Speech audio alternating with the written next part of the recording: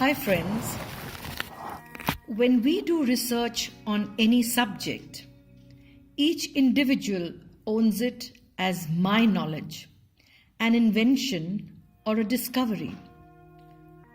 Once we share it, the whole of humanity can own it. I would like to introduce you to a different approach, where it is not about the individual or personal. It is about collective, something the whole humanity shares, something that is called transpersonal. Let us start with the question, when we are born, are we blank? Is the mind a blank slate? Or is it already loaded? I will first address it from the point of view of the West. The legend psychologist Carl Jung first asked this question because he found in his patients certain common themes, symbols, imagery they saw in their dreams that were common. Whatever religious background or culture, they were common. And they seemed older, or they came before any of the trauma or memories they spoke about. So Jung proposed the concept of psyche, a person's total personality. It simply means all of you. The psyche consists of the conscious, unconscious, and also the collective unconscious. And this collective unconscious is inherited through archetypes. And the archetypes are already there, deep in the collective unconscious when we are born. This is common to all. Just like in the physical body, we have heart, lungs, etc. Within the psyche, there are psychic structures or organs, and these too are functioning like the heart and lungs on their own. They have a role to play in our well-being, mental health, knowledge, and awareness. But you cannot experience them like you can your heart and lungs. Their expression comes in the realm we call art, through symbols. Symbols are beyond language. They point to something abstract, deeper. Now I will introduce you to how we see it from the East. Actually, East is not India or Asia. It is an approach of the mystics anywhere in the world.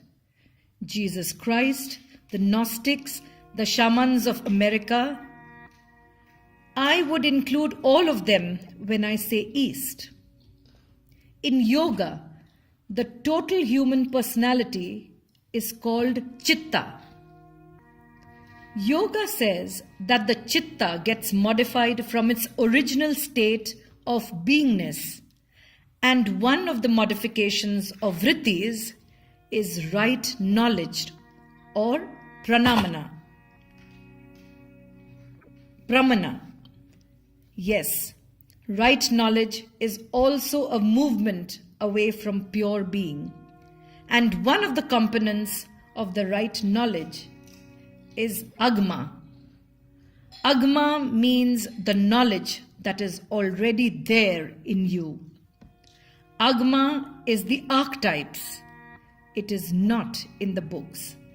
It is not in any research done by the conscious part of the psyche. This is the part we are concerned with when it comes to Yantra. The knowledge is already there within each, in the whole collective. Jung came to India. He made a controversial observation. I found it beautiful that the thinking process in India is so primitive, not so sophisticated. I say yes, That is because it is not a thinking process. It is a walk in the dark. Jung almost found his answers, but stopped. Maybe he was not ready to get into the practice level. Sorry, I don't mean to offend his followers. Tantra is a science of practice, not scholars, however brilliant. It begins at a point where the conscious mind ends, is frustrated. You don't stop when you have reached the limit of your analysis. The journey begins then, my friend. If you give up here, you will have done all the hard work and stopped. It is like searching for the Ganga, and when you get to her banks, you are too scared to dip into her waters. It's too cold, or the current is too fast. There is a nice line from the Sufi Amir Khusro. Khusro darya prem ka, jo ulti va ki dhar, jo ubhra so doob gaya, jo dooba so par. Means the river of love or knowledge has a reverse principle. The one who struggles to stay afloat drowns, and the one who takes the plunge willingly gets to the other side of the river. Tantra is a walk in the dark. It needs guts. Sorry, my language sometimes is basic. That's exactly how I learnt in the hills. If you meet a group of sadhus, adepts, I learnt this word adept recently. So when you see a group of sadhus, there will be one or two very quiet. Most are humble. They might even be the ones to serve you tea and food. You might not take them seriously, but they could be the most powerful with the most knowledge. Not always, but often. So knowledge of the inner world, those with awakened agama, it comes with openness to go beyond our knowledge and achievement and ego, unlike the people Jung met. Yes, I can speak and articulate in an analytical way, thanks to my master's training. Coming back, Yantras. Yantras are the concrete realization of the archetypes that are there in the collective unconscious of the whole of humanity. This knowledge is not even taught like how we are used to. It is like a transfer of energy from your teacher. He might give you a few whacks on your head and back really hard, or touch you at a vital point, or something even more subtle you might not even know, because the knowledge comes from there. And this is where Jung stopped his explorations. For example, when we speak of a deity, say Kali. Now, I don't want you to take this as a Hindu or a religious thing. Take it as a science. And I'm talking about the ABCD of it. Hope you are with me. So as I was saying, if you take the image of Kali and if you looked at it for a while, if you did Tratak, the art of gazing on the image of Kali, her tongue is out, her expression is fierce, blood is dripping from a decapitated head she holds in her hand. A garland of skulls she wears. She has many hands holding weapons. Her third eye is open. Her body is black in color. Lots of red, black and white. Her fierce look, the image. If you let it in without any analysis, it can evoke something in you. Now that is not just an image.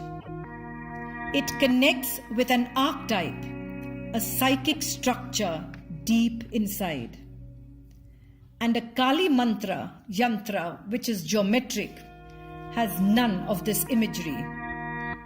The geometric Kali Yantra is a yantra that represents a universal archetype, a big one. It can be understood this way. The 36 centers of the Kali Yantra correspond to the 36 principles of creation. There is a bindu or a dot at the center. That is the soul. Kali, the source of the material world. 5 inverted triangles of the yantra represent the koshas or sheaths of human consciousness. Anmaya kosha or physical, pranmaya kosha or life force, manomaya kosha or mental and emotional force, vijnanamaya kosha or wisdom, and anandamaya kosha or bliss. The triangles are inverted. That is Shakti, the feminine. It is her regenerative power. The 2 circles that there are life and death. 8 lotus petals surround the bindu. They are the 8 tattvas or primal elements: earth, water, fire, air, ether, the personal mind, the collective mind, and the ego. Red is the lifeblood, energy of the manifest world. Black is the eternal mystery of the void, the source of creation. Grey is space between realms. For example, the space between the world perceived by the senses and the world beyond the senses. It is called liminal space. Liminal means the space between. Now, this image is not something you have to analyze. It is a hardware device. It is visual in nature. So you gaze at it, and the software that goes with it is specific. A specific mantra to be chanted internally. So you are taking the help of the 2 basic elements of creation, light or jyoti and sound or surti. And the journey of agma, intuitive knowledge, begins. So friends, there is a small introduction to yantras. Hope you could absorb it. Like I said, I'm sharing with an intention of appreciating the art of it. Art is also about the one who sees the painting or the sculpture. How you see it, your approach matters. Then what you see will be different. The great masters were great because of the power of the archetypes that they tapped into and put out in their works. We get transfixed in front of so many pieces in the Louvre or in front of a Michelangelo. But the Tantra approach is a hand-me-down.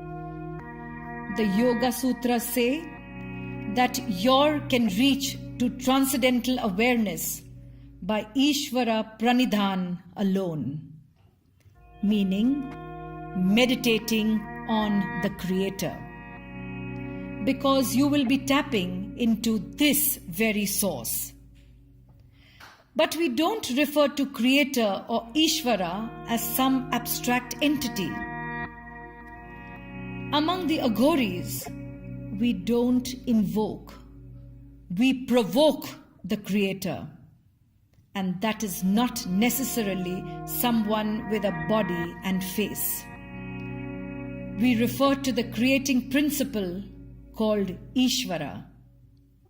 And in the hills, we approach, say, the archetype of Kali, like Kali herself gave it, and she resides within me. She will have to enlighten me about her secrets. Again, the human representation of Kali is just the beginning. The yantras are the real thing. In it, you see the geometry and experience the play of energies. I will talk of the Sri Yantra soon. It is considered one of the major yantras. Please do let me know how you felt reading this blog. Love, Bharat Thakur.